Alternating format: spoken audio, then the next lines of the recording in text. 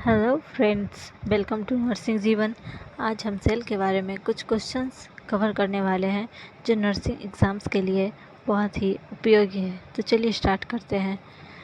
जो हमारा पहला क्वेश्चन है वो है, सेल का अध्ययन क्या कहलाता है? Option A anatomy, option B cytology, option C histology या option D physiology.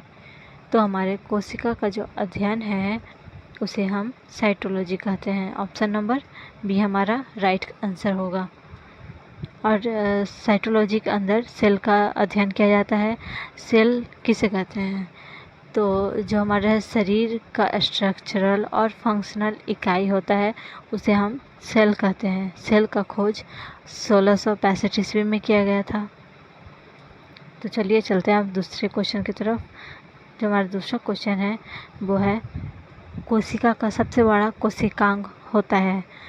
Option A केंद्रक, ऑप्शन बी केंद्रिका, ऑप्शन सी माइटोकॉन्ड्रिया या ऑप्शन सी डी लाइसोसोम। तो कोशिका का जो सबसे बड़ा कोशिकांग होता है वो होता है हमारा केंद्रक, यानी कि option number A right answer है।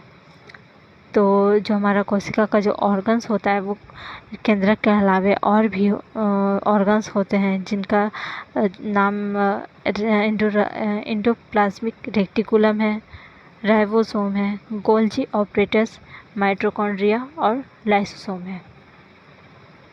चलते हैं अब क्वेश्चन नंबर 3 की तरफ। क्वेश्चन नंबर 3 जो है वो है, लाइसोसोम कहलाता है।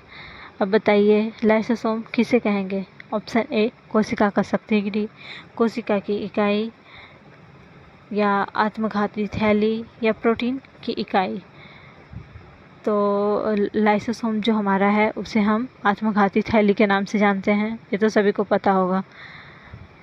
और जो लाइसोसोम का जो अन्य मुख्य वर्ग है वो है ये वायरस और बैक्टीरिया को नष्ट कर देता है, भोजन के पोषक तत्वों को पचाने में हेल्प करता है। अब हमारा क्वेश्चन नंबर 4, कोशिका का खोज करने वाला वैज्ञानिक। Option A Robert Hooke, option B Robert Cook, option C Robert James और ऑप्शन डी है रॉबर्ट कुक। तो हमारा राइट आंसर है ऑप्शन ए रॉबर्ट हुक। और खोज कब हुआ था ये तो आपको पता ही होगा, 1665 ईस्वी में। अब है हमारा नेक्स्ट क्वेश्चन, क्वेश्चन नंबर 5, कोशिका का पावर हाउस कहलाता है। अभी आपको बताया गया था। अब बताइए ऑप्शन ए केंद्रक, ऑप्शन बी केंद्रिका, ऑप्शन सी माइटोकॉन्ड्रिया या ऑप्शन डी लाइसोसोम। तो कोशिका का जो पावर हाउस है उसे माइटोकॉन्ड्रिया कहा जाता है। माइटोकॉन्ड्रिया को कोशिका का पावर हाउस कहा जाता है। माइटोकॉन्ड्रिया जो है वो सेलुलर रिस्पायरेशन की प्रक्रिया में भोजन से ऊर्जा निकालने के लिए जिम्मेवार होता है। अब है हमारा क्वेश्चन नंबर 6, प्रोटीन का निर्माण करने वाला कोशिका का अंग है। Option A lysosome, option B ribosome, option C mitochondria या ऑप्शन डी केंद्रक।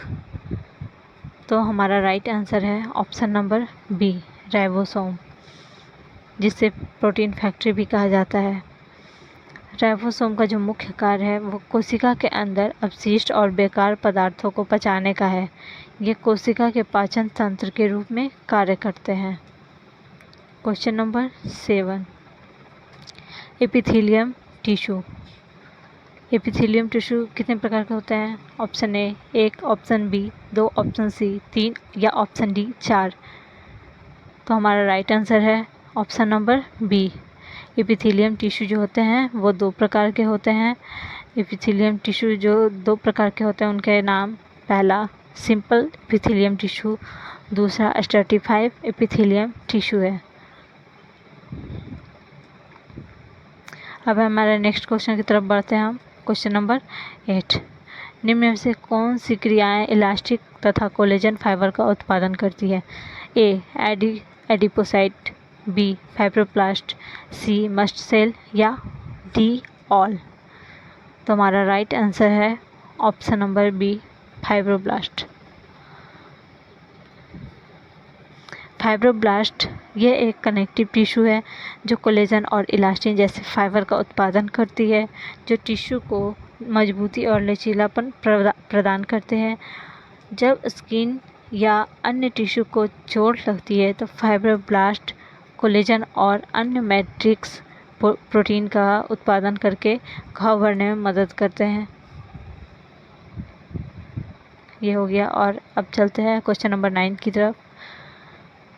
तो क्वेश्चन नंबर 9, यूरिनरी ब्लैडर में ऊतक उपस्थित होता है। A cuboid epithelium, B transitional epithelium, C columnar epithelium या डी ऑल। तो हमारा राइट आंसर है ट्रांजिशनल एपिथेलियम, यानी कि हमारा option number B right answer है। जो हमारे यूरिनरी ब्लैडर में जो टिश्यू उपस्थित होता है वो ट्रांजिशनल एपिथेलियम होता है, और ये स्ट्रेटिफाइड जो एपिथेलियम टिश्यू है उसका ये टाइप है। और जो स्ट्रेटिफाइड एपिथेलियम टिश्यू है वो तो आपको पता ही है एपिथेलियम टिश्यू का टाइप है, यानी कि एपिथेलियम टिश्यू को दो पार्ट में डिवाइड किया गया है, सिंपल और स्ट्रेटिफाइड, और ये स्ट्रेटिफाइड एपिथेलियम टिश्यू का ही टाइप है ट्रांजिशनल एपिथेलियम टिश्यू। अब चलते हैं क्वेश्चन नंबर 10 की तरफ। कार्डियक मसल्स की क्रियाएं होती है, क्या होती है? ऑप्शन ए ऐच्छिक, ऑप्शन बी अनैच्छिक, ऑप्शन सी ऐच्छिक एवं अनैच्छिक दोनों, या ऑप्शन डी कोई नहीं। तो हमारा राइट आंसर है अनैच्छिक। राइट आंसर है अनैच्छिक। अनैच्छिक मतलब अनैच्छिक मीन्स इनवॉलेंट्री, यानी कि जब हम कोई क्रिया या भावना अपने आप नहीं करते हैं और वो अपने आप होता है, वो भी बिना किसी इरादे के। तो जैसे पलक झपकाना, छींकना, जम्हाई लेना, ये सब हम अपनी मर्ज़ी से नहीं करते हैं। और जब हम जो अपनी मर्ज़ी से करते हैं, जैसे हाथ ऊपर नीचे अप डाउन करना, पैर हिलाना, सर हिलाना, ये सब हम अपनी मर्ज़ी से करते हैं, तो इसे स्वैच्छिक या ऐच्छिक कहेंगे। तो चलते हैं अब नेक्स्ट क्वेश्चन की तरफ। क्वेश्चन नंबर 11, ऊतकों का अध्ययन क्या कहलाता है?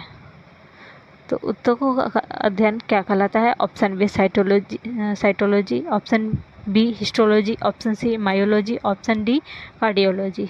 तो हमारा राइट आंसर है ऑप्शन बी हिस्टोलॉजी। हिस्टोलॉजी में टिश्यू का स्टडी किया जाता है, और इसका जो खोज है वो फ्रांसीसी वैज्ञानिक जेवियर विचैट ने किया था 1801 ईस्वी में। क्वेश्चन नंबर 12, कोशिका का इंजन कहलाता है। Option A ribosome, option B lysosome, option C mitochondria, या ऑप्शन डी गोल्जी बॉडी। तो राइट आंसर है ऑप्शन ए राइबोसोम। राइबोसोम को कोशिका का इंजन कहा जाता है, या प्रोटीन फैक्ट्री भी कहा जाता है। अब है क्वेश्चन नंबर 13, एक कोशिका का दूसरी कोशिका में परिवर्तन होना क्या कहलाता है? तो एक कोशिका का दूसरी कोशिका में परिवर्तन होना क्या कहलाता है? अब बताइए। Option A atrophy, B hypertrophy, C metaplasia, या डी हाइपरप्लासिया। तो राइट आंसर है मेटाप्लासिया। मेटाप्लासिया जो है इसमें जैसा कि हमारा लिखा गया है यहाँ पे, एक कोशिका का दूसरी कोशिका में परिवर्तन होना। ये एक कोशिका को दूसरी कोशिका में परिवर्तित तो करता है, लेकिन इसमें जो है कैंसर की संभावना बहुत कम होती है, ना के बराबर। और जो हमारा हाइपरप्लासिया है इसमें भी वही होता है, जैसे सेल या टिश्यू का अबनॉर्मल ग्रोथ होता है, डेवलपमेंट होता है, जो समान कंडीशन है, लेकिन कुछ मामलों में ये कैंसर का खतरा जो है वो बढ़ जाता है। अब है एट्रोफी। एट्रोफी किसे कहेंगे?